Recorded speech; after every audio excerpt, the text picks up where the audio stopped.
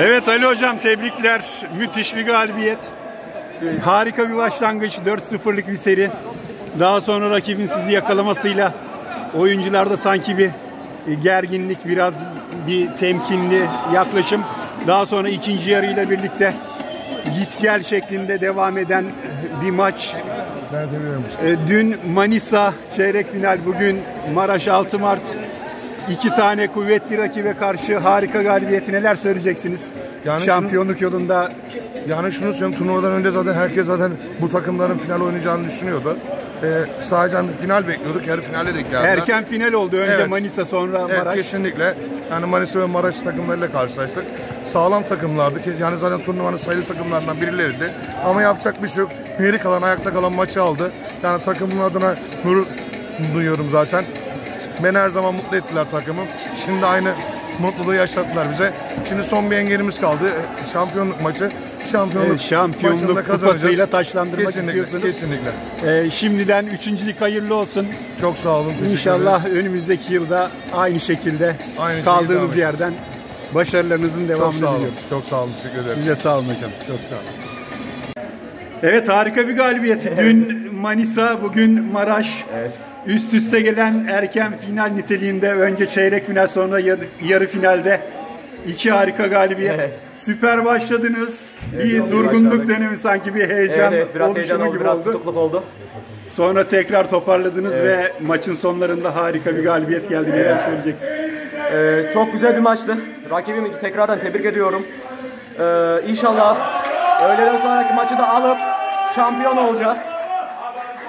Hayırlısıyla şampiyonluk kupasını Elazığ'a götüreceğiz. Nasıl bir duygu 3. lige yükselmek? Çok güzel bir duygu. Emeklerimizin karşılığını daha doğrusu sonunda alıyoruz. Akşamki rakibime de başarılar dilerim şimdiden. Çok güzel bir maç olduğunu adım kadar eminim. Tekrardan çok teşekkürler. Gerçekten çok genç ve dinamik bir takımsınız. Evet. Uzun yıllar belki bu jenerasyonla başarılar İnşallah. Elde edecek ve sizden sonra gelecek kardeşlerimize de bu bayrağı devredeceksiniz. İnşallah. Bunu zaman gösterecek. Son olarak neler söylemek istersin? Bu turnuvada emeği geçen federasyonumuza çok teşekkür ederim. Kocaeli il temsilcisine de teşekkür ederim. İmkanlar çok güzeldi. Tekrardan teşekkürler diyecektim. Biz de başarılar diliyoruz şampiyonluk yolunda, şampiyonluk maçında. Çok teşekkürler, çok sağ olun. Evet gençler, tebrik ediyoruz. Harika bir galibiyetti. Teşekkür ederiz. Güzel olsun. Hemen sizin de görüşlerinizi almak istiyorum. Emek verdik. Şampiyonluk kupasını alıp dönüyoruz. Harika bir başlangıçtı. 4-0'lık bir seri. Ardından gelen beraberlik, bir rakip öne geçti, bir siz öne geçtiniz. Evet. Gelgitlerle dolu bir maçtı. Kulüp başkanımız Muzaffer Bey. Başkanımızdan devam edelim. Evet, öncelikle sporcularımı hepsini alnından öpüyorum. Bu zafer onlarındır. Biz sadece mutfaktaki malzemeciyiz. Mutfaktaki eşyaları hazırlayan insanlarız. İnşallah buradan kupa alıp birinci olarak döneceğiz. Sizlere teşekkür ederim. Kolaylıklar diliyorum. Teşekkürler başkanım.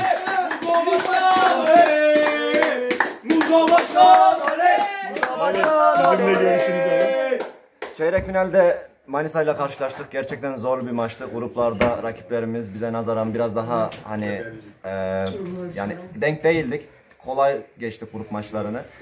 Çeyrekte Manisa bizi zorladı ama o maçın da üstesinden geldik. Buraya biraz yorgun geldik yarı finale. Maraş dinlenikti ama bu maçın da üstesinden geldik. Onları da tebrik ediyorum. Tekrardan şampiyon olacağız inşallah. Üst üste final niteliğinde, önce evet. Çeyrek final Manisa, evet. Sonra yarı final Maraş.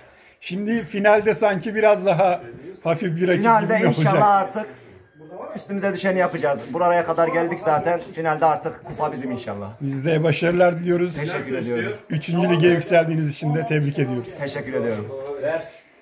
Evet arkadaşlar, son olarak söylemek istedikleriniz ya da bir tezahürat alalım.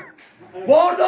Beyaz! Bordo! Beyaz! Şampiyon! Elazığ! Şampiyon! Elazığ!